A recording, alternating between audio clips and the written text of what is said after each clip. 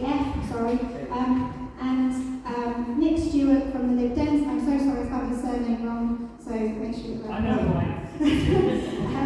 and Richard Quigley from the Labour Party. So I'm going to try and mix it around for who's it. I'm just going to do this left to right for the intro. So Rob, would you just like to start, please? The mic's with you at the moment. Yes, just I'll understand the format. 3 minutes, 1 minute about oneself and 2 minutes to introduce the arguments. Hello everyone, my name is Bob Seed. I've got the huge pleasure, have had the huge pleasure of representing you in Parliament for the last few years and getting passion and a labour of love. Can you hear me now? Sorry. Thank you so much indeed. Okay, it's probably relevant to this debate that actually I love my swimming. I'm an occasional sea swimmer. The last time I was in the sea was in freshwater Bay last Saturday. I love my swimming anyway, and actually the quality of our rivers, beaches and seas means a great deal to me. I'm also a bad guitar player. I live near Bryston in Motterston, and before I was your Member of Parliament, I spent 10 years accidentally, I have to say, in the army. I was in the reserve and I got mobilised back in, I think it was 2007, 2008 in Iraq, and I stayed mobilised for a decade in full-time reserve service, and then was selected to fight the Isle of Wight back in 2017. So that's a little bit about myself. I think most people are going to come up with a fairly negative scenario, and what you're going to hear from me this evening are a lot of facts, which I think tell a much more positive picture. Since the 1980s, back in the 1980s, about half our sewage went untreated into the seas. And the then Conservative government realised that we needed to change. And so through the 1980s, you saw the first series of at least 3 environmental protection bills. We saw the privatisation of the water companies in order to get investment into water, because prior to that, as nationalised industries, they had to compete with health, and pensions, and everything else. Since then, we've had significant improvements. That has not covered sewage discharge over the past 10 years. Since 2010, the water companies were told to focus on leaks, which they reduced by 30%, and to improve and upheld the standard of drinking water. Because of Conservatives like Philip Dunn in Parliament, sewage and sewage discharge and storm overflows was put onto the agenda and resulted effectively in the 2021 Environment Act, which was a groundbreaking piece of legislation which is going to dramatically improve the cleanliness of our rivers, beaches and seas. I'm going to leave it there to make sure others have time to talk. We should develop these points more. Thank you very much. Wonderful, thank you. Sorry, I should have told the candidate. So Rachel from Sewage, she's going to wait. When there are 30 seconds left, she's going to wave the hat.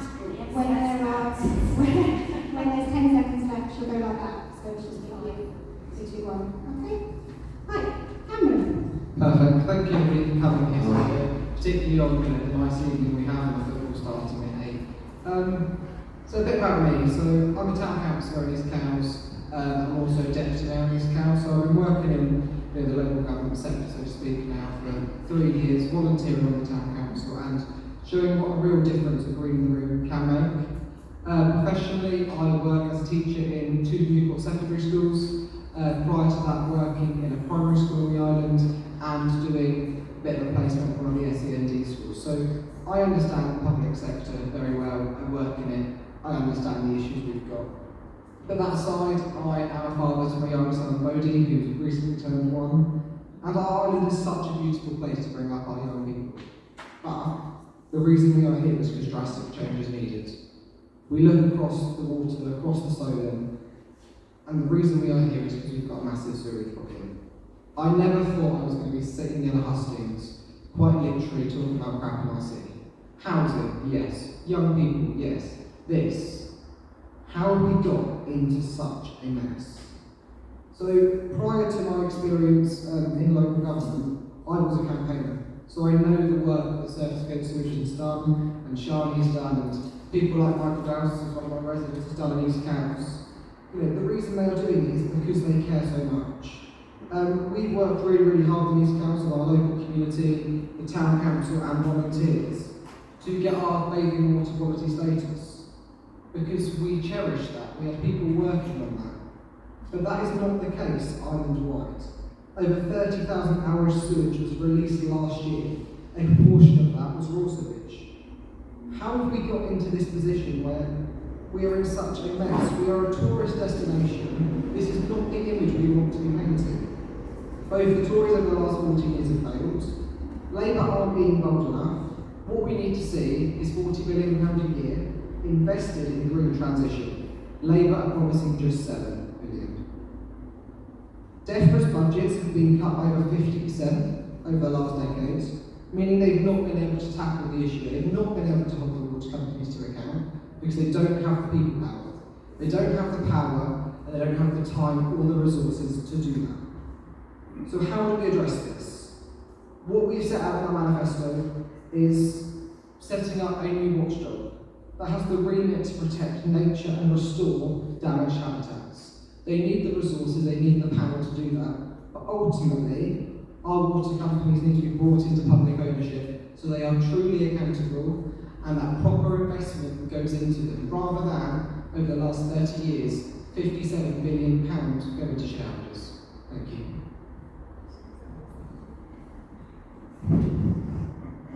Good evening, ladies and gentlemen. Thank you for coming. My name is Ian Pickering. I'm a Reform candidate for West Wight. I'm a retired teacher. I spent 20 years teaching. Before that, I was in business. I moved here 3 years ago because the Isle of Wight is the Isle of Wight. It's an extraordinary place that I determined to retire to a long time ago. I'm also a dedicated sea angler, both beach and boat. So I've got a vested interest in what goes into the water. I eat, sometimes, what I catch. So what I want for this island, and actually as a national problem, to clean up our water sewage system, so that what comes out of your tap goes into whatever it is you're using, goes down your toilet, and is then flushed away, and when it gets put back into the natural system, is as clean as it was when it arrived in your house. But we can identify the problem. What we really need to do is to identify why it is happening, how to solve it, and who will pay for that. I think the questions this evening will go some way to investigate that.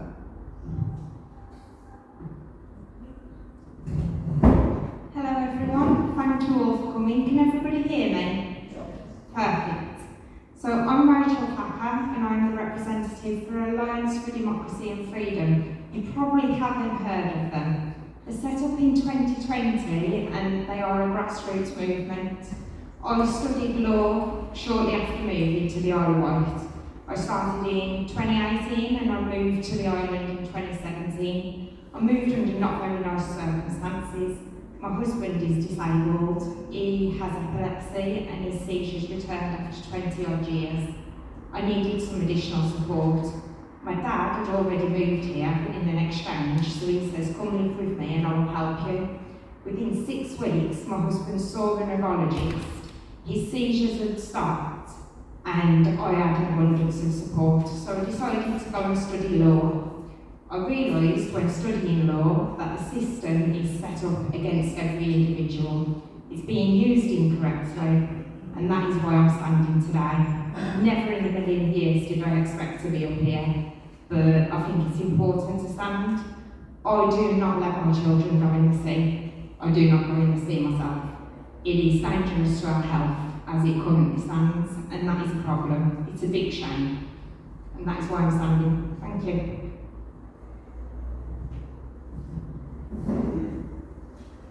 I'll take my glasses off so I can actually see everybody. Now I'm an ex-teacher, so I will be checking, making sure you're paying attention. Right. I am currently a fence instructor, that's what I do for a living. I used to be a teacher. Before that I was previously a civil servant up in Wight, a scientific civil servant, I was head of science and innovation for trade investment. And I had several different things that I've done before that. It's also worth mentioning that my first degree, I was a botanist with geology, and that sort of scientific background has permeated everything I've ever done. So when we talk about sewage, you will be aware that Ed Davey when he started his campaign, decided to actually make a splash, literally. And the point was there, up in Windermere, to showcase the damage that is done to pristine environment by the release of sewage. So there are three key things that we think really as a party we should do. The first one is to replace Ofwat. The regulatory body is critical to a proper management of sewage and water supply. And that has failed under this current government, and they've been kicking it down the road so far, it's probably about halfway across the solar, if you think of the equivalent. So there is no doubt that there are things that we need to do rapidly, and we would like to see that happening the moment a new government is in place. The second thing we need to do is actually start instigating proper controls over the water companies. The privatisation has seen just under 60 billion pumped out, which is one of the reasons why their investment has been so poor, and one of the reasons why they pump out so much sewage.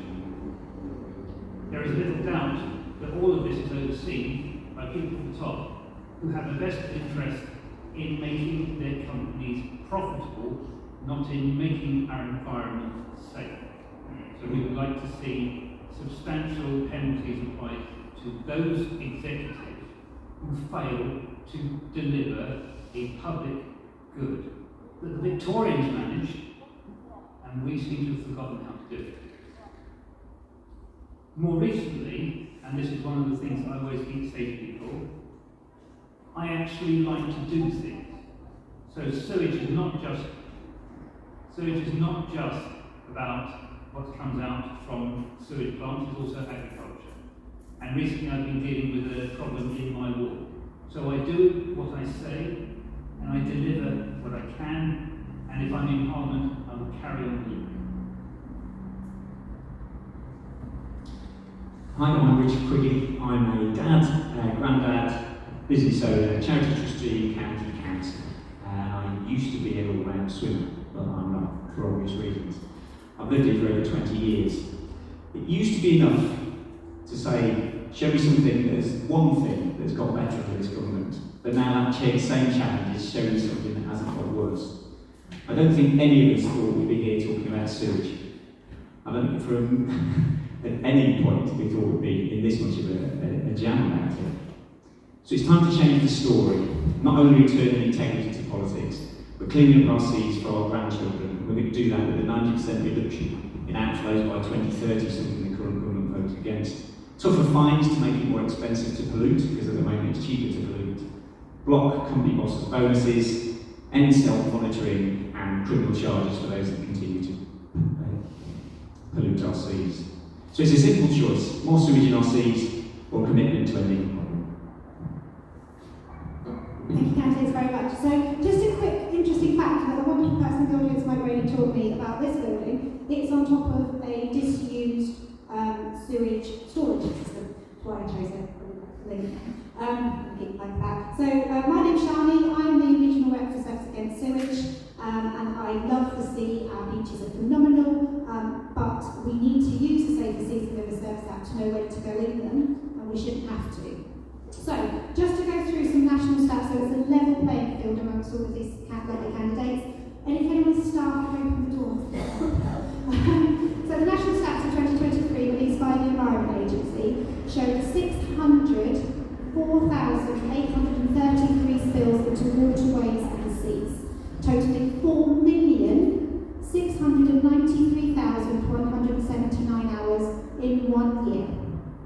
So these are from the Northern Ireland government-owned company, the Scottish government-owned national company with their failing combined sewage overflows being privatised, a Wales not-for-profit model, and our English private structure.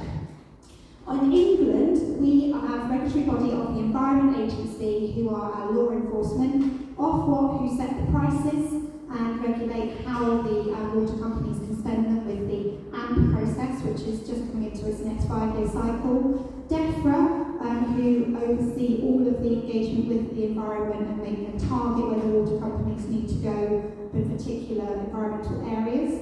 Natural England, who give permits for the work to be commenced, in areas that have a designation. So we are abundantly designated space on the Isle of Wight. The government and councils. So Service Against Sewage are a non-political organisation, and we have worked with all parties to ask for 5 things along with 12 other organisations that we've got on board through our End Sewage Manifesto. We ask for the law to be enforced. We ask for stop pollution for profit. We ask for prioritise high-risk pollution events, those into bathing waters in designated areas. We ask for the water companies to reveal the truth of this sewage scandal and empower, a particular favourite, I get very excited, nature-based solutions. So just taking that down another level, for the southern region for 2023, there were 29,494 spills, totalling 317,284 hours. Southern Water, our water quality report released last year, shows that no dividends were being paid under the report structure that we did the comparison on since 2017. In 2023, the CEO Lawrence Godson and the Chief Finance Officer directly responded to our Dirty Money campaign and did not take bonuses. The staff at Southern Water have not had an environmental bonus this year under the outcome delivery incentive set by Ofwat. So in comparison to a lot of other water companies, we're in a good starting position this year, but it needs to get a lot better. So the Clean Seas and Rivers Task Force from Southern Water, which initiated a Pathfinder project as they launched it in February 23, investing £35 million. They are going to optimise their sites, so to ensure that they are working at the capacity that they should already be, and opening up storage and increasing flow rates through work within the catchment to install sustainable urban drainage and wetlands, and take out missed connections. So those sustainable urban drainage solutions will look from the simple slow release water butt through to planters, right up to the heritage action zone schemes to deliver full highway solutions in our town centres. And they're hoping in this next lot of money, 100 kilometres on the Isle of Wight of highways drainage to stop the water going into the system. Now at this point, I just want to say, sewage is going into our waters because the system is being overloaded by surface water. Our roofs, roads and highways are going into the system. They're getting forward to a point where there's a consent from the Environment Agency, and then that consent then says, no, you can't pass any further forward, you have to discharge to the environment. That shouldn't be the case, and we should get smarter at saving our water as the precious resource that it is. So they're working they have done work in Appley, Wootton, Fairley, East Cowes, Gurnard and Freshwater. They've still got some work to finish in East Cowes, Gurnard and Freshwater. That was before the part. The Isle of Wight had 3,865 spills in 2023, totaling 38,353 hours. This is in the background. Last year we had 273% more rainfall than the long-term average between 91 and 2020. That's only going to get worse with climate change. Sandown, as an individual site, had over 4,000 hours of discharge. So nutrient overload can be seen in ecosystems where the work hasn't happened. So Benbridge, for instance, I went and saw algae growing on beautiful pristine seagrass. In freshwater, there is a solution here to freshwater next week, which I'm very excited about. But at present, there is algematic freshwater. I've had water users come to me to say they've been sick after swimming in the seas. But water is so powerful, it's beautiful resource, it's meant to nourish us and help us. On our app, there was 1,960 people up until October last year who reported sickness for our Save the Seas and River Service app. But I've seen spills saved. The work that has happened, as Bob wrote, there was Haven Street as a precursor to the Pathfinder, has stopped spills. And I saw last Sunday when there was that big rainfall, Appley didn't spill because of the work that they've done, which is my beach where my son got sick. So one of these candidates will work for us. And we need to get more solutions on our island. So I sent these questions to the candidates in advance. So that they were able to research them. The first one is, what will you personally do to stop water users like me getting sick from our favourite local spots? So from the Hustings Estimate, I'm going to reiterate, local is the answer for this question, all right? And if I can start with Nick, please. The basic point about preventing illness is to actually know about what's happening. So it's testing the water and it's making sure that testing is actually readily available. So there's been far too many cases where testing stations have either been turned off or have been left non-operational for a long period of time. That is something which the water companies need to be pushed very hard on. Thank you. Rachel? Thank you. I'd argue that we need to take personal responsibility as well. So when we are using the EC, make sure you've got earplugs, nose plugs, come out and take a shower afterwards. Nobody wants to get sick, and it's not going to change overnight. Despite what everyone here wants, it's not going to change overnight. So we need to be personally responsible for our safety. Thank you. Thank you very much. And Ian? Thank you. First of all, this is not a problem that's going to be solved overnight. We need a long-term solution for this, and it's not going to be an overnight success. If we are seeing raw sewage emptied into our sea, it is the duty of Southern Water to go out there and test it and make sure that it is safe for people to use, to swim in, to sail on, to go fishing on like I do.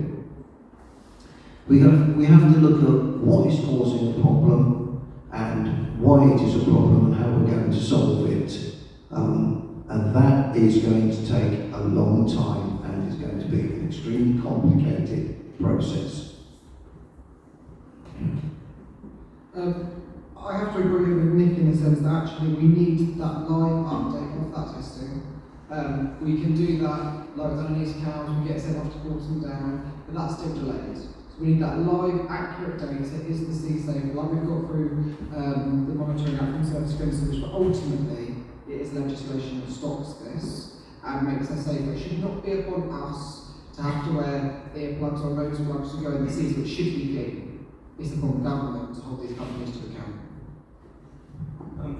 Let me tell you, I think the best way to answer that is actually to explain what's been happening, because so much has been happening since 2021 in the Environment Bill.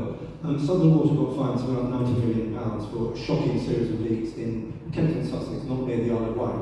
And at the time, I think the Environment Bill had just gone through, was about to go through, and I said to Southern Water, I can either jump all over you, or how about raising your game and developing a relationship with the Isle of Wight and actually making the Isle of Wight an example of best practice. Along came the Environment Bill, and we had a couple more conversations. Chief Executive came down here, he saw councillors, I think down in Sandown, we had a couple more conversations afterwards, and the result is that the Isle of Wight is one of the pilot schemes for what better water looks like in the future. Southern Water have pledged to invest £230 million in the island. They've also, the stuff that they are doing here is the things that they will eventually roll out elsewhere. So, for example, the Haven Street, water bugs in Haven Street, slow release water bugs. Some people say, well, it's sticking past the solution. Slow release water bugs actually can be really valuable. And we had a test in Haven Street where slow release water bugs were shown to significantly reduce spillage into the streams nearby. So there is a rollout, what's called the Pathfinder scheme, of these slow release water bugs in East Cowes, West Cowes, Freshwater, Yarmouth, Tottenham. Many of you may have got letters from me about it, asking you to take these, to take up the water bug offer when it was available. And actually, I've been canvassing recently in Freshwater, and lots of people have them in their windows. Sandown is going to be Europe's first recycling plant that actually puts water back into our aquifers because it is so pure. When it comes to real-time stuff that Cameron was talking about, we are going to be, again, one of the first places in the country that will have real-time cleanliness monitoring on our beaches. And just by way of fact, because I swim in the sea, out of the 50 beaches that we have monitored, 13 are excellent, and 2 are rated as good. So it's happening, the change is happening, and it's happening here first because we've got it here first. Thank you. So I believe the question was what we do personally, rather as a competition for locals. So, I mean, first of all, when we talk about investment, it's our money that's being invested, it's not water companies' money, because as was recently reported, there's no investors that have any money left in the water companies, they've taken it all out, so they've less than no money invested. So anything comes from an increase in your bills. But personally, I'll continue to work with Shannon in terms of getting sewage and stand shoulder to shoulder on our beaches, improving the knowledge of how problematic the sewage issue is. And I think above all, just not accept it as the way forward. Thank you very much. So, question 2. In 2023, water companies discharged untreated sewage over 600,000 times across the UK. This is the party part at this point. So what will your party do to make sure water companies don't get away with breaking the law and profiting from pollution? And this one, if I can start with Bob, and then it'll go to Ian, and then I'll tell the next. Thank you. Again, I'm going to talk about what we've done, because despite the criticism, the 2021 environment bill is really groundbreaking, and over the next decade, the next 10, 20 years, is going to clean up our water exponentially until effectively sewage and storm overflows are pretty much a thing of the past. Again, a lot of the things that people say, well, we need this, we need that, we've got them. It was in the environment bill, and now these things are being put into place, and that change is happening. So Cameron, you said we need an Office of Environmental Protection. I completely agree. We have one. It was set up after the 2021 environment bill. We need monitoring of storm overflows. I quite agree. The last time Labour were in power, 7% of storm overflows were monitored. As of this year, 100% of storm overflows are monitored. So we know the scale of the problem. So is that again, sorry? No, nationwide, I think you'll find. It's in Southern, and I think nationwide, 100% of storm overflows are monitored. We talk about expand bonuses. That is in process. Let's prosecute the water companies. There have been 59 prosecutions so far. We need new powers to clamp down on bonuses. As Shani herself has said, we've got those powers, and Southern Water have refused to take bonuses because if they know if they did, Ofwat might slap them down and say, no, you can't.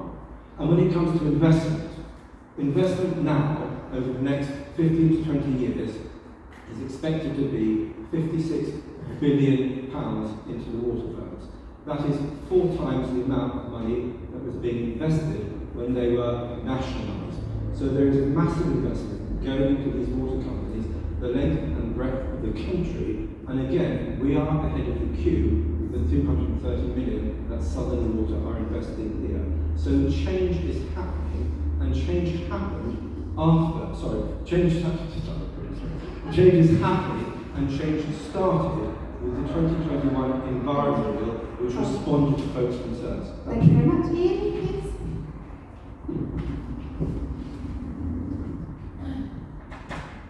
We need to look at the system that our waste goes into. Privatisation has not worked.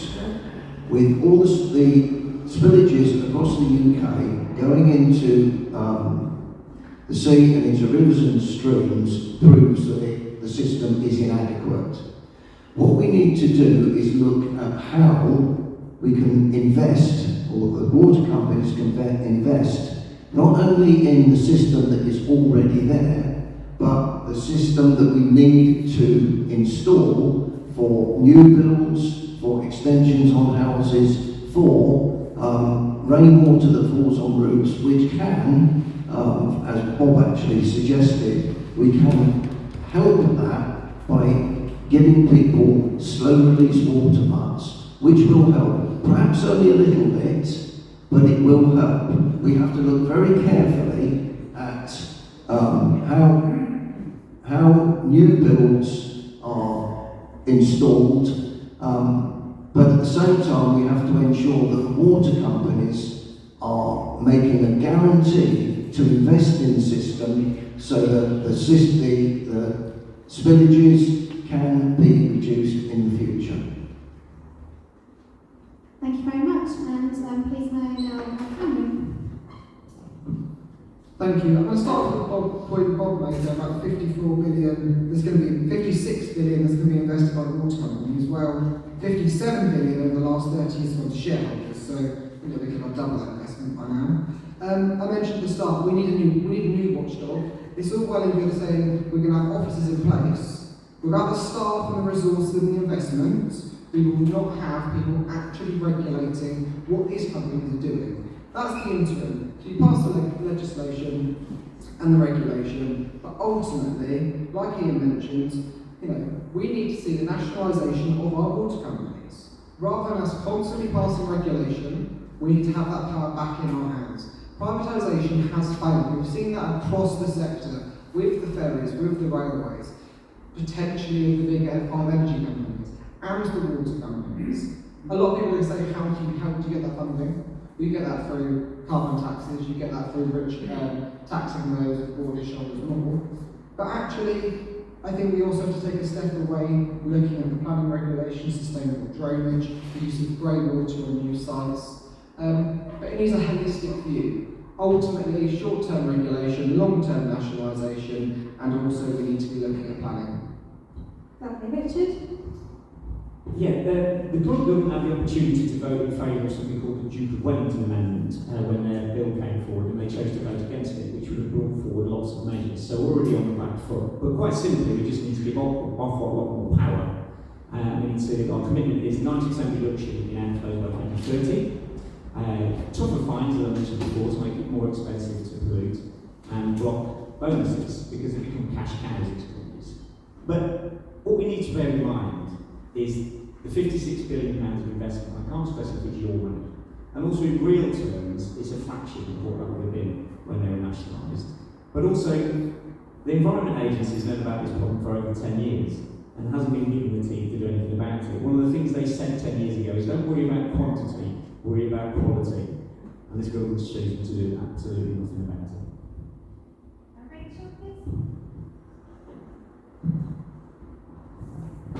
IDF believe in accountability at all levels.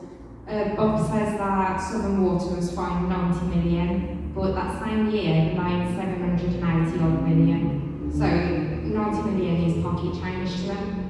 What we really need is criminal liability, and there is precedent set for that. The Environmental Agency on the 9th of April this year prosecuted multiple people for a large-scale illegal waste crime in Staffordshire, and that led to prison sentences. The maximum term was only 30 months, but I reckon we could get that increased and if we start holding bosses accountable in every public sector, then we will see real change. Thank you. Thank you. And ending with Nick. The nice thing you will see is that most of us agree that something has to happen. Unfortunately, I'll come back to it. The current Conservative government, and the previous one, the latest one, and the previous one, just haven't done anything. And that is the problem. Bob is very good about producing figures, he's very good at a lot of things, but the bottom line is he can't be very good with an utterly incompetent government, which has failed to grab hold of this problem. Now, can I just mention one place in my little Newtown, one of the leading environmental ecosystems on the island and the south is already threatened with nutrient overload. I've seen it myself going down there. It is worth repeating what has been said. To regulate, you need regulators who are funded. That has not happened. Their funding has been cut back dramatically, by over half in some cases. They are under political direction from ministers who have again failed to push hard enough. There have been numerous attempts by my small group of MPs, shortly to become substantially larger, maybe even too large from too either my Liberal Democrat, but we'll see what happens there. But the point is that as a party, as a very small party, we have actually been pushing this issue repeatedly.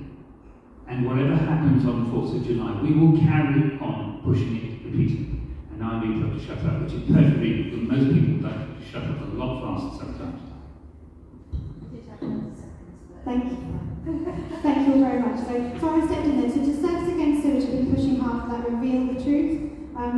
Bob's right that in the Environment Bill Act it said by the end of this year all water companies should have monitors at the end of their event discharge monitors, and all of the estate for the combined sewage overflows will be open to the public. Southern Water launched theirs yesterday. We've got people in the room who've been doing beta testing for it as a community, but we're not there across the whole country. That's why I just double check that fact, because Service Against Sewage have been really pushing for. So the final, the question 3, you've all kind of touched on this, so it might just sort of bring things a bit deeper. The system isn't working. What are you and your party's plans to reform the system to ensure water companies put human health and the environment first? So that's that link between you as our MP, you as the party that you represent, and how you'll change the current system in all of those different organisations I've already mentioned. And this time, if I can start with Cameron, please, and then go to Nick. So I've touched on the regulation side of things, but I think there's other elements to this we need to look at. So farming, you mentioned at the start, the impact that can have. So farming needs to be funded properly so they can support the work to improve our water quality. But equally, enforcement action needs to be in place on farms if they are resulting in damaging our water by runoff of pollutants.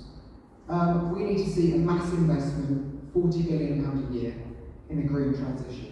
That will include the water companies, that will include looking at, when we're building new development sites, looking at the planning reforms that are needed.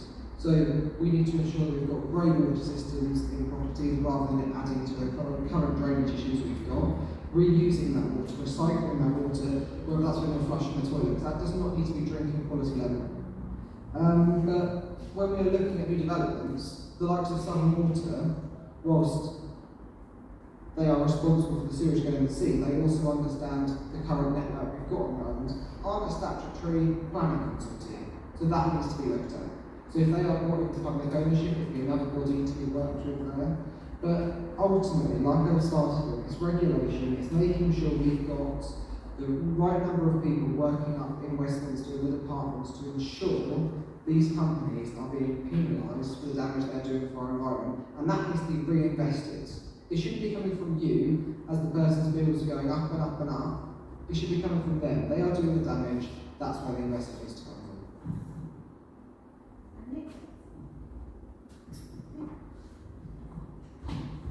It's fairly straightforward. I think we've all touched on the sort of major things that we need to look at. So just 2 things.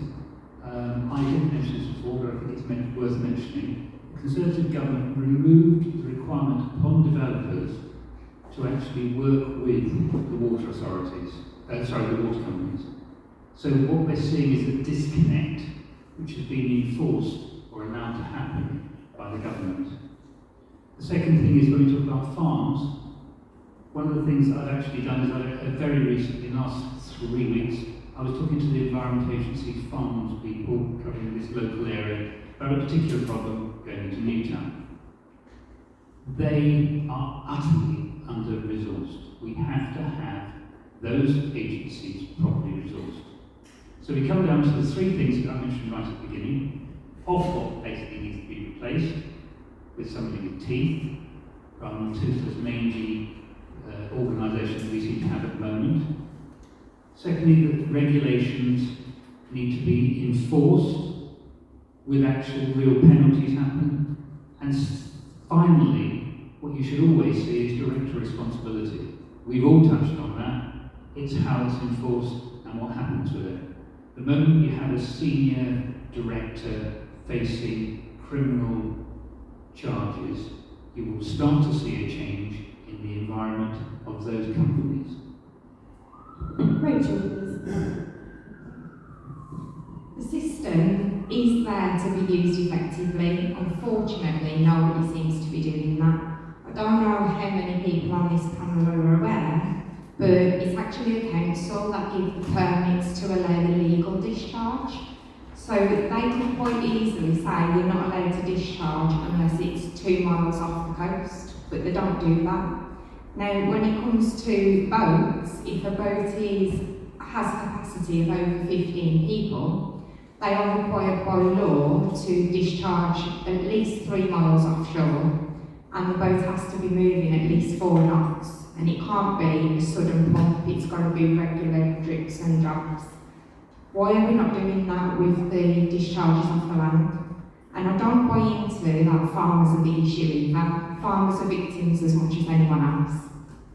Thank you. And Ian, please. Well, I think it's important that we all understand the infrastructure that we've got in place at the moment. The water comes into your house, you use your water in your dishwasher, your washing machine, your shower, your bath, and you end up with grey water. That goes into a foul sewer pipe, and under ordinary circumstances, that is not a problem. Most of the time, everything works, everything's fine. When we start getting inundations of storm water and the system gets overloaded, that is when we start to see problems. There are smaller problems with breakdowns in equipment, which mean that sewage can escape as a problem associated with the equipment. But what we need to do is to look at, first of all, anything new that is built now must take into account the fact that on the curtilage of that property, rain will fall and it cannot enter the sewage system that we have at the moment. So we do need to look at runoff ponds, we need to look at recycling that water. For instance, if you have a large estate being put up and you've got a runoff pond, you can actually run that water into a tower, and from that tower you can put a separate feed back into the houses that will be perfectly adequate for flushing toilets, for instance. And that then can go into the foul sewage system. So we need to look at the whole thing. But one last thing, finding these companies doesn't work. In 2021, South West Water was fined £90 million for deliberately pumping raw sewage into the sea, and the CEO still walked away with a bonus of £500,000 and a salary of £430. We take them back into public ownership and we stop that nonsense. I mean, I think you've probably all worked out that we've got no option to find a solution. So we start with strengthening the regulator. That's off what the Environment Agency, and put the water companies in special measures when we need to.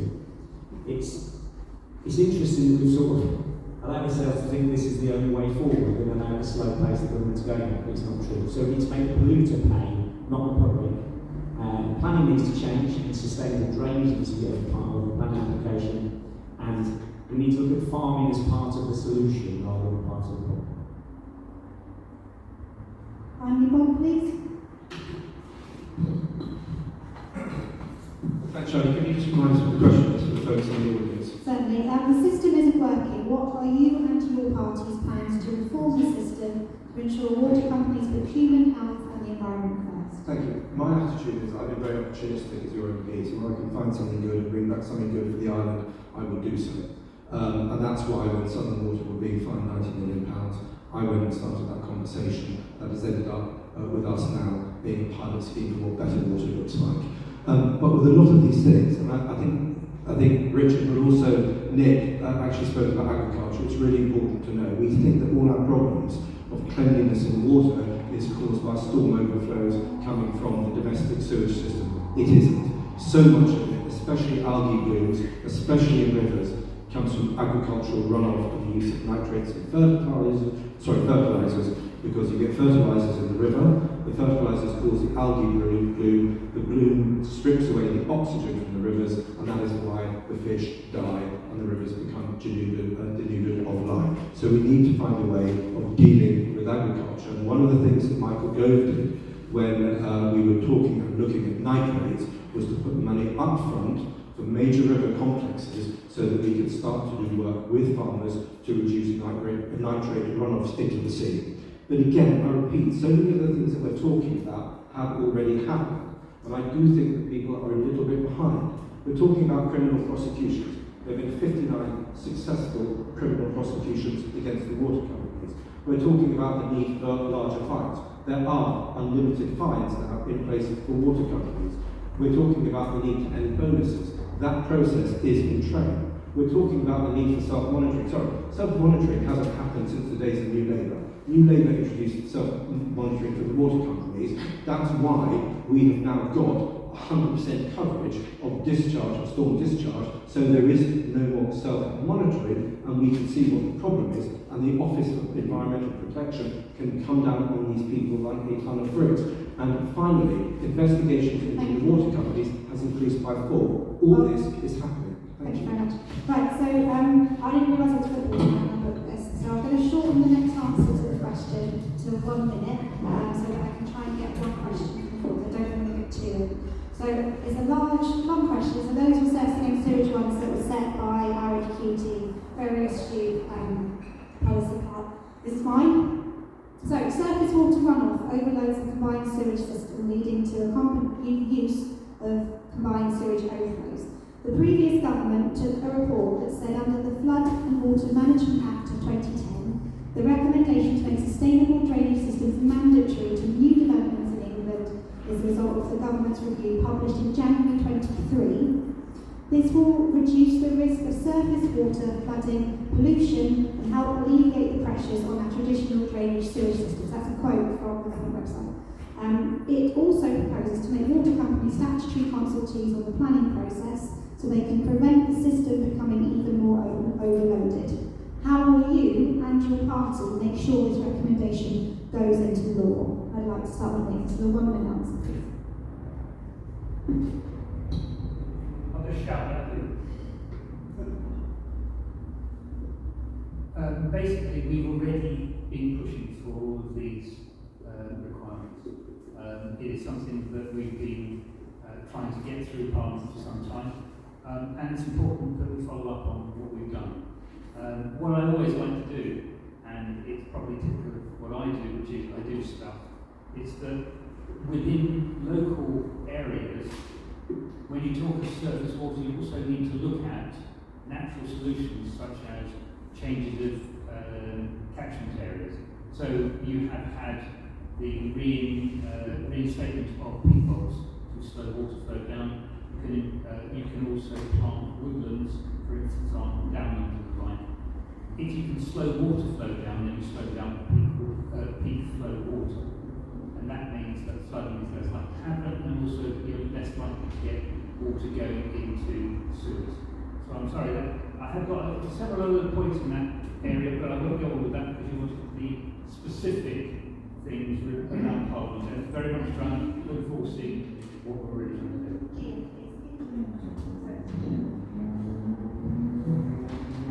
Well, as far as combined sewage system is concerned, what we're finding is that we're getting storm water mixing with domestic sewage. That just increases the volume and it inundates the system. I said earlier that there aren't any quick fixes. There is, however, a solution that can be implemented almost immediately, whereby we can force the water companies to install bigger storage tanks to alleviate the pressure in the event of a massive rainstorm, so that it can be treated over the course of the next few days, thus releasing the pressure on the system. Thank you. And Rachel? Parliament is sovereign, they can legislate whatever they want. So my question is, why hasn't it been done earlier? Surely these recommendations are common sense and it should have already been done. Thanks very much. Okay, Richard? Again, we need to listen to experts. I think the idea of having enough experts is fanciful. So I will push for the recommendations to be taken on board. But I think I've visited a housing estate in Cowes with Shannon, which very effectively uses sustainable drainage systems. So it is possible, it's just a case of making it a regulation. But I think something slightly different that is natural solutions in terms of farming and natural water runoff is, speaking to the NFU, they're more than happy to help steward our land if they can afford to do it, and farmers feel like second-class citizens, so we need to include farming in the solution. And Bob, please.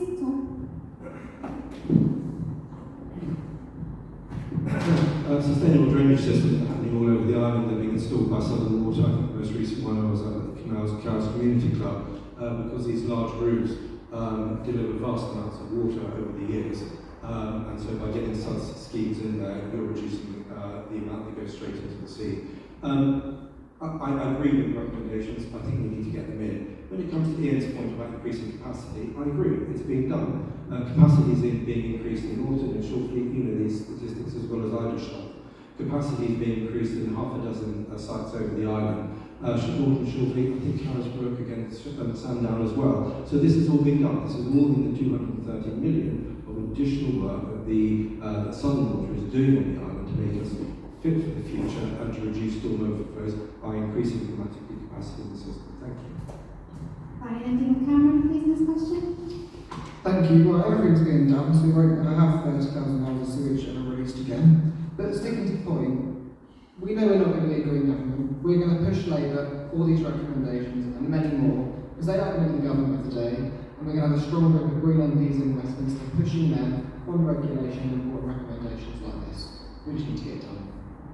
Thank you very much. So at this point, I would like to open the floor. I haven't got any pre-arranged questions. There'll be a 1 minute answer from all candidates. If it can be a short question, lady at front.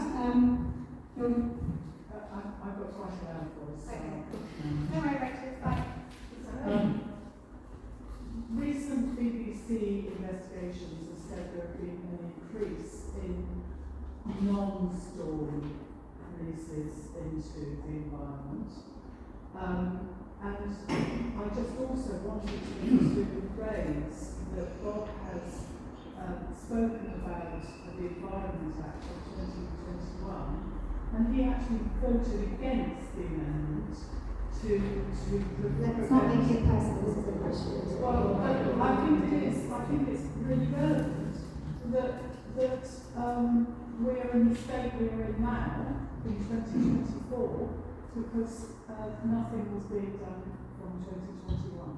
Okay, so just to clarify, you want to know... Well, what people would do about these non-storm Yeah, okay. So SAS were leading in analytics of the data. We named them dry spills in our water quality report 2 years ago, actually. Yeah. Since then, there's been work done because of reports like ours, and Southern Water have found that they are groundwater infiltration, and as part of this programme, they've done work in parishes, sealing sewers to stop the groundwater coming in. So I'm just giving that to all of you as background, like I did with the initial stuff, so we've all got the same knowledge. This is a kind of groundwater infiltration question. I'm just going to go right to left this time. Very simply, the increase in dry weather spills is just lack of investment. You know, you hear it over and over again. You can't run businesses without investing, so it's very simple. The investment won't happen until it's cheaper to invest than pay the fine. So the fine that moves is not the public. Reduction of 90% of spills by 2030, independent monitoring and criminal charges. I like agreeing with other politicians. I think that I can work with the Labour Party in Parliament to try and make sure these sorts of things happen. Silence the other two. I agree with everything Richard says.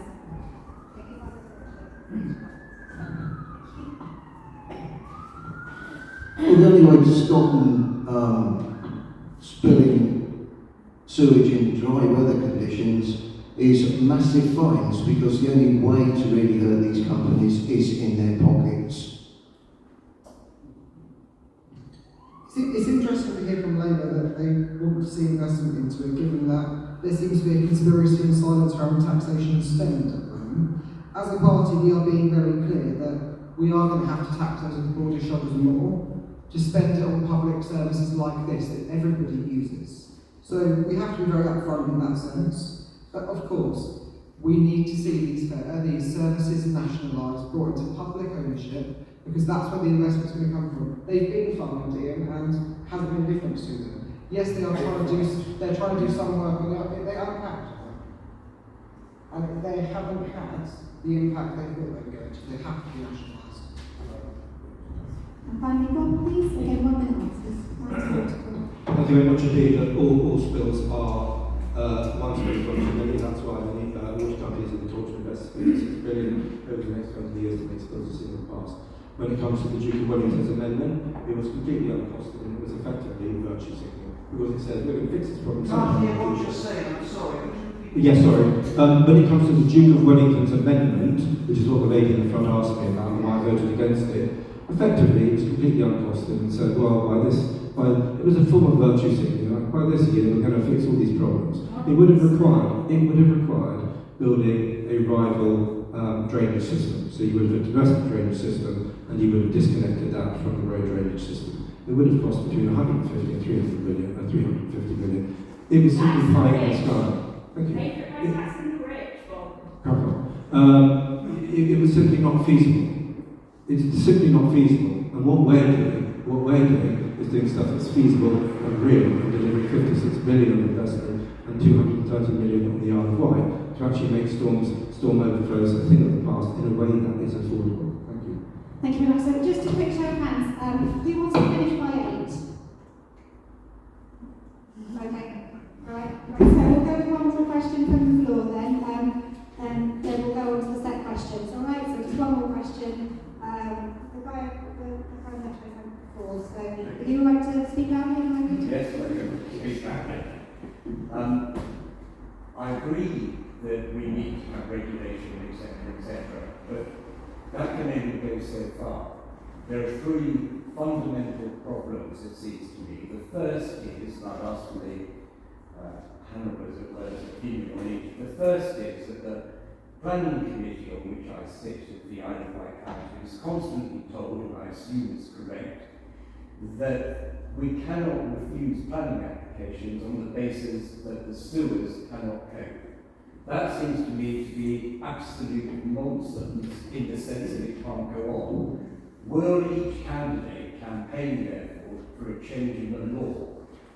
Secondly, we can just do one question. So it's just 2 very brief points, if I may. The second point is, which I think needs fundamental change, is this: that the island planning strategy has a principle that as long as all the sewage goes to Sandown, that's okay.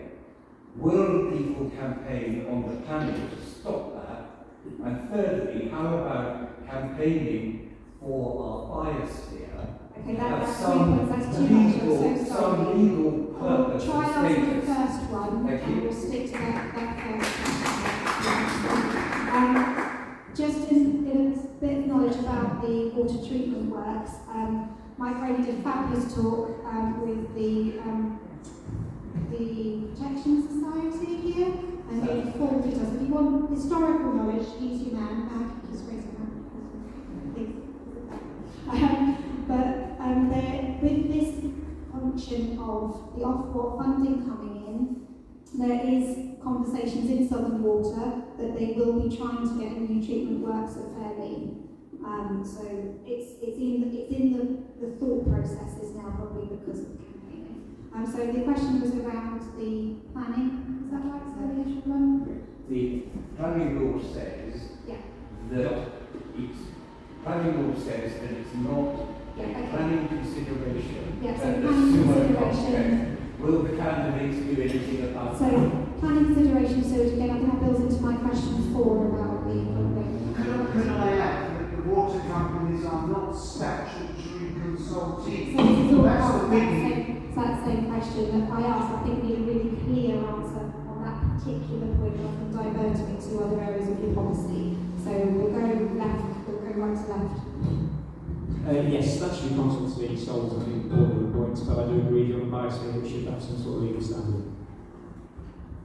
In my previous answer, I said that exactly the water companies should be statutory consultees by being part of the development process. What about the other point that I made, which is the planning law, if you know that? Yes, I think there's a time. Well, he hasn't answered the question. Yes, that's right. You answered the question, Nick. Thank you very much for your passion. We'll have a conversation. Wasting time. I will absolutely work with whoever necessary to ensure that the problem is alleviated. Well, I'll answer the question.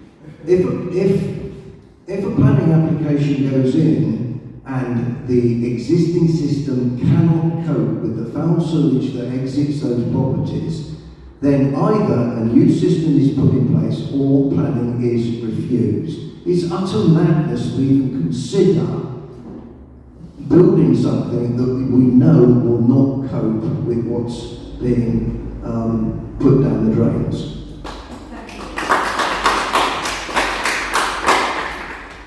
The planning system needs reform completely. Water companies should be statutory consultees, and as a local authority, you should have the power to refuse an application based on that. On the dips, that's up to our local authority councillors, and on Which there are two on the panel. yeah, appreciate that. The last point you made in regards to the island status, the biosphere, absolutely needs some more legal standing. Thank you very much indeed for your question. Yes, I agree, there should be statutory consultees. I'm sorry that they're not. When it comes to your second question, I agree. If the environment can't cope with the extra housing, or the drainage system can't cope, that should be grounds for refusal. And thirdly, the general point about the biosphere, as you know, I'm a big fan of trying to get an island park status, a new status in the UK, a landscape designation that includes marine, includes urban, and includes the landscape. So actually we start living better and more in harmony with the environment. And for me, the way to do it is effectively to take the biosphere and put the idea of the biosphere into UK law in terms of landscape protection. So thank you. Which is one of mine from my authority. Currently, with the Environment Agency, Ofwat, DEFRA, Natural Government and Council, all involved, solutions can be very slim. How will you ease the installations of nature-based solutions like wetlands and sustainable drainage to become a reality for our island? Is I would like to start with one, please. Then I'll go with To get government to work together, the one thing I've learned in the last... 2 minutes. The one thing I've learned in the last few years is that government and government departments are way too siloed. They don't work well enough with each other, and there just needs to be much more joined up thinking in government. I would just say regulation is really important. The regulator for the water has failed and has not had enough teeth.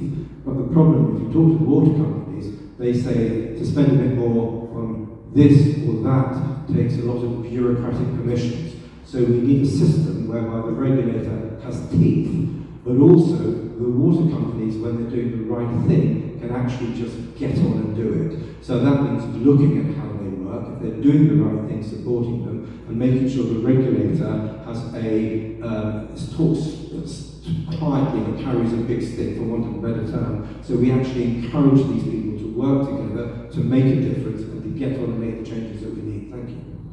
Thanks very much, Richard.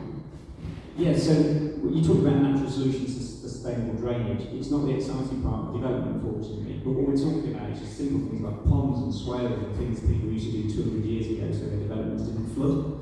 So this needs to be a change in the planning system. It needs to be statutory consultees, and it needs to be something that becomes an essential part of any development as a consequence of building new settlements. It doesn't increase the sewage in our cities. We're talking a bit.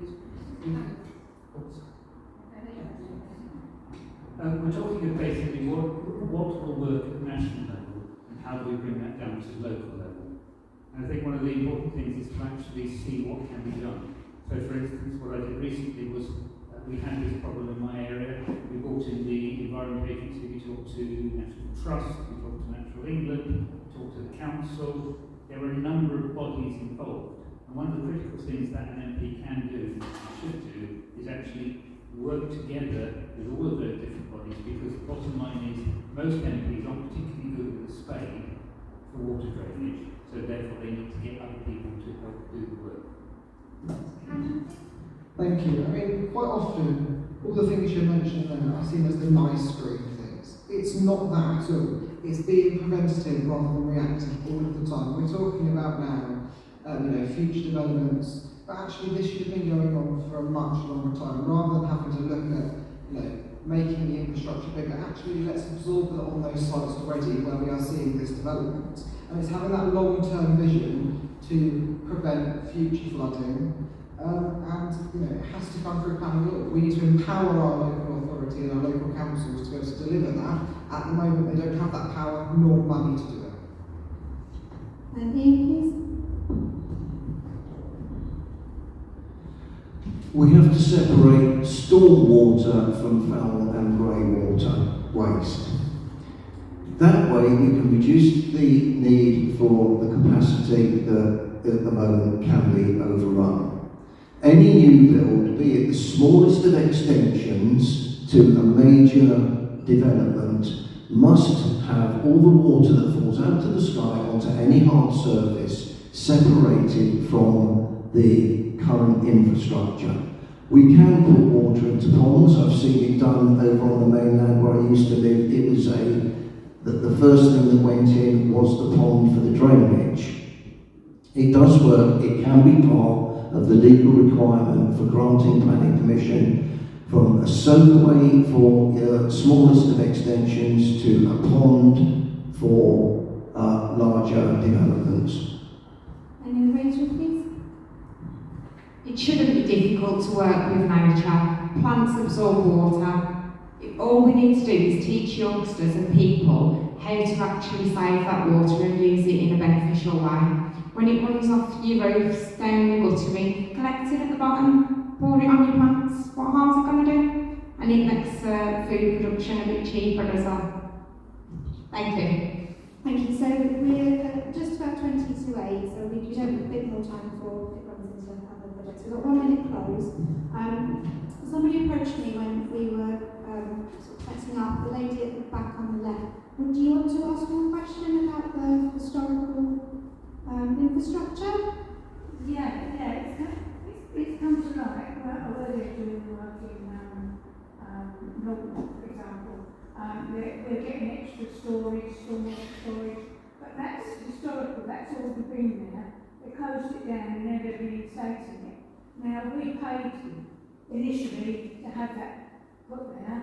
They took it away from us, and now through our rates we're paying to it put back online.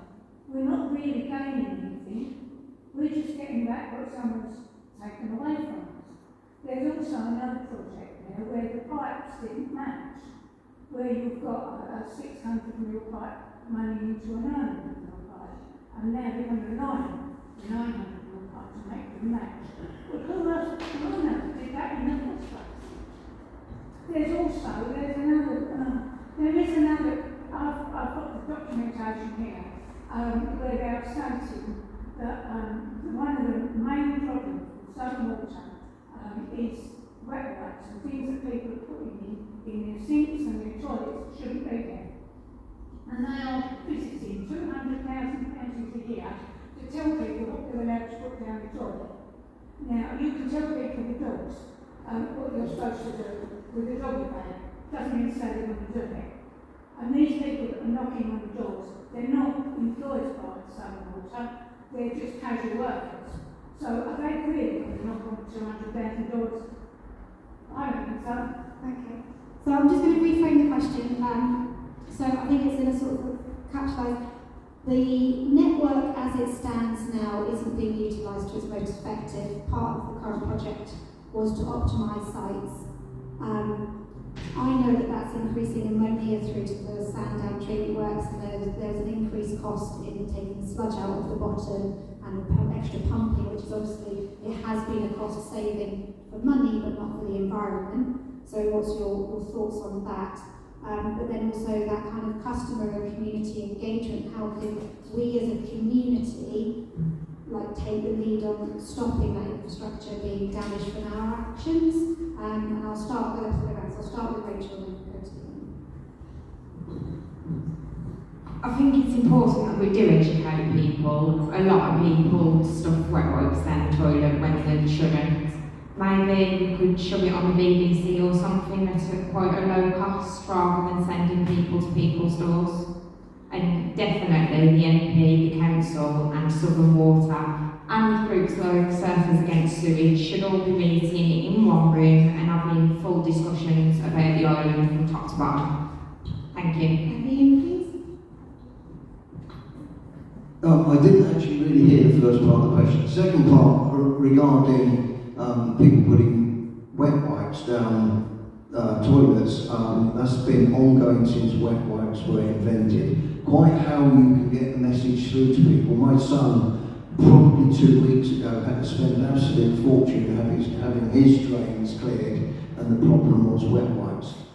If anybody can come up with a solution to solve that, I don't know. Could you repeat the first part of the question, please?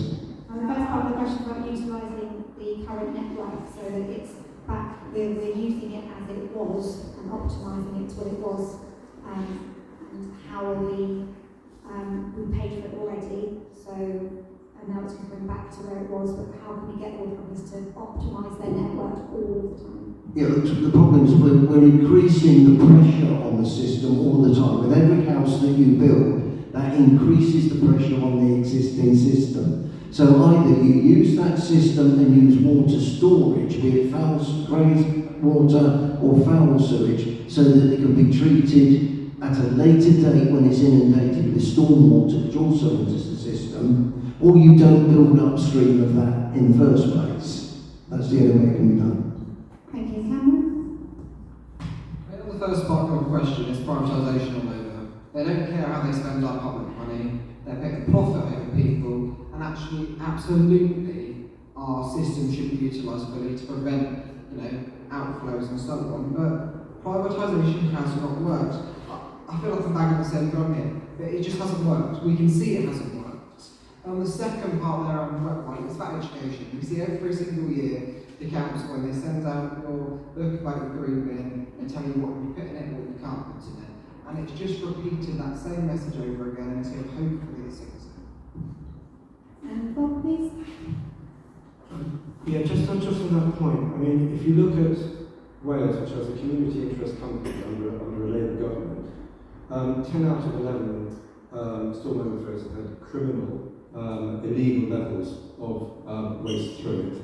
And the average level of spillage per head is double that of England. So the idea of privatisation good versus privatisation bad, nationalisation good, I really think the evidence from Wales shows that it's rather more nuanced than that. To answer the lady's points, the engineers are from Southern Water because I've met them.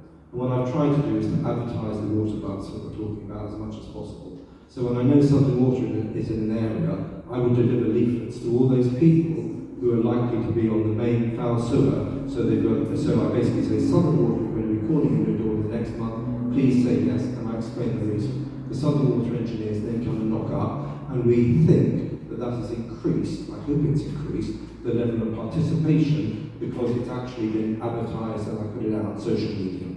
When it comes to the things that you were talking about reinventing the past, you're absolutely right. By reinventing the idea of tree pits, they're now happening because the council's been, and Southern Water's been digging up the central Newport to do that.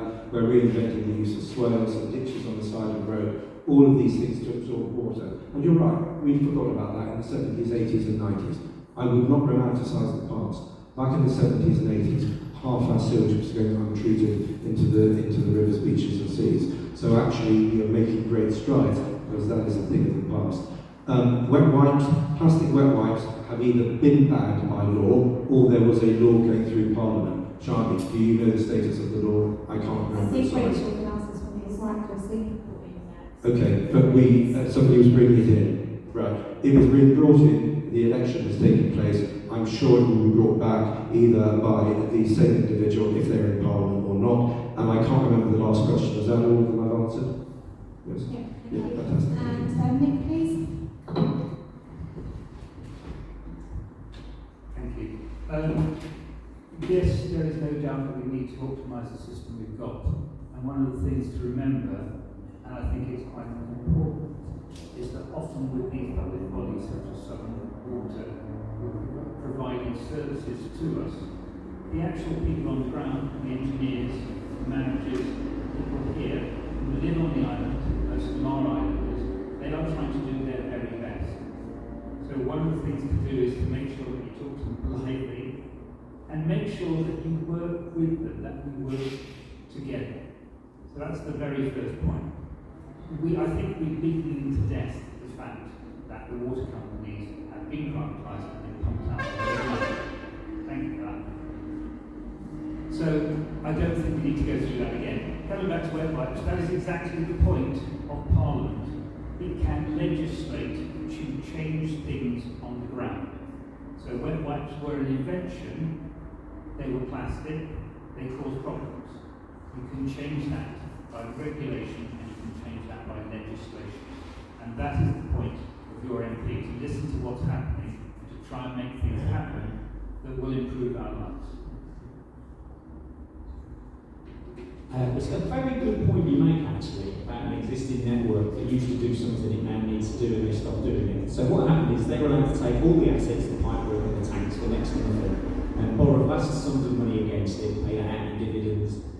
We then pay for the debt to our bills, so it's not costing anybody any money. We don't have a choice who we use for our water, so it runs on rails as it were, so they know they're always going to get their money. So we need to make all investment has to be paid for by the investors, not us as customers. But wet wipes is an interesting one. There isn't an easy answer because the problem we've got is we've allowed convenience to take precedence over the environment. So I think legislation is the way to go. I think and coming in as it will, but also we need in general legislation to protect the environment rather than convenience. Just before the closing statements, again, thank you all for being here. Really appreciate it. It's been very hot and managed beautifully. There's a stand at the back. There's some suggestions you can take. I put stickers on the stuff that you can't. My details are there if you want to get in touch afterwards about anything particular. Just building on that lovely lady's point, Anna's point, she was very knowledgeable about that situation because we talked to the water company and because they challenged at every single event and came to every single public engagement consultation as a group of freshwater. And as a community, we can really build our knowledge by using consultations, by using complaint structures, and by engaging with the water company kindly, learning what's happening, so that we can make sure that their promises individually for your particular area on the island, because you're obviously going to care about it. So if you live in East Cowes, or you live in Gurnard, or you live in Freshwater, or Newport, pick a space that you are really passionate about, and then start finding out through us here what is happening in that individual space, that we can really push for change as a community. But also take part and move your impermeable land. If you've got any power in your space as a resident, owning property or like our resident association, try and move impermeable space in your area. So the SAS also do plastic-free communities, just building on that wet wipe solution. One is being launched in Benbridge. We've got a whole programme surrounding that as the other pollution source. So again, as a charity, we have a programme that you can get on board with if that's something you're passionate about. So thank you all to the candidates for being here. I really appreciate all of you. I have worked with, apart from me, I don't have many conversations yet, but they have all been very open to Service Against Sewage as a brand. And whoever is picked, I will, if I'm still in this role, which I really hope I am, I will very, very gladly work with any of you to get these solutions in for our island. So to close, we're going to go Bob, Richard, Cameron, Nick, Ian, Rachel. Okay. Thank you very much indeed for being here. It's been a real privilege to listen to your questions and to talk with you. As I said before, I'm a swimmer. It means a lot to me. One of the reasons I love the island so much is because of the beauty of the environment, whether it's our landscape, whether it's our seas. And the idea of actually living in harmony with something I think is an incredibly important one. I hate the idea of pollution, but our world is getting cleaner. Air pollution, for example, is probably cleaner than at any time since the 1650s because of the reduction in car pollution in our cities and the fact that we don't burn coal anymore in our power stations. Likewise, significant changes coming to water, thanks to the Environment Bill that we passed in 2021. Billions is being spent to clean up our rivers, beaches and seas, and much more money will be spent working with farmers to deliver a better outcome for nitrates pollution into our rivers, beaches and seas as well. So as well as that change coming nationally, 230 million from Southern Water, particularly the Isle of Wight, means that we are at the forefront of that change, and we are at the forefront of cleaner rivers, beaches and seas. Thank you. You could be forgiven for being a bit confused listening to Bob there. He's distanced himself from his voting record on this issue and distanced himself from his government. He mentioned sewage 4 times in Parliament and TikTok 7. That tells you what you need to know. apart from them telling us we've never had it so good. If we had, we wouldn't be here we wouldn't. So you've got a simple choice on the 4th of July. You can choose to solve the problem, or you can choose 5 more years of pollution.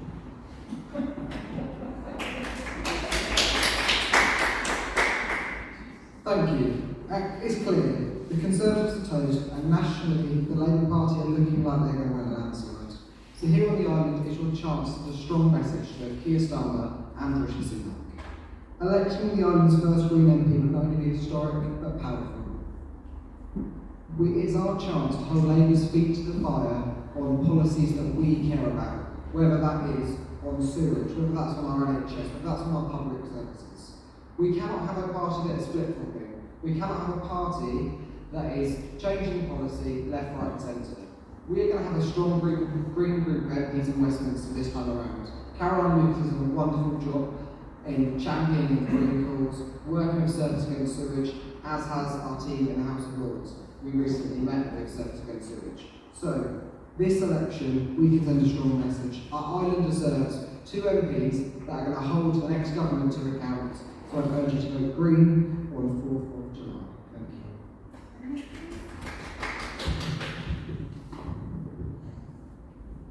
I'll be both. Or neither. I have to say that I do struggle sometimes with a government that says everything is wonderful, when we actually see that there are no pristine rivers in England. It's a very simple fact. That is where we are. So we all agree that it has to change. My party's made it very clear how they're going to do it. My party has also made it very clear that they can change things whether they're in government or not. I don't really mind what Labour plans to do at this stage, or what Conservatives do, and I'm not too worried about the Green ideas. What I'm really worried about is what I can do as an MP, what my colleague in the East can do as an MP, and what we can do as a party. So the bottom line is, if I'm an MP, you will come and pester me, tell me what to do. Again, my ideas are just my ideas. They're no more valid than anyone else's in this room. So if you're elected as your MP, I will make sure I meet with the right people and get the right information to give you the vote, not to make decisions on your behalf. Thank you. Thank you. The Tories have broken Britain. Labour will bankrupt Britain. A vote for either is a vote for more incompetence, dishonesty and defeat. The two-party system has failed. There is an alternative. The British people have a common sense choice in Reform UK. This is a serious plan to shape the way our country is organised and run. Only Reform will stand up for British culture, identity and values. We will restore trust in our democracy, repair our broken public services, cut taxes to make work pay, slash government waste and red tape, and maximise Britain's vast energy treasure of oil and gas to reduce the cost of energy, beat the cost of living crisis, and help release real potential economic growth. Thank you very much. So I really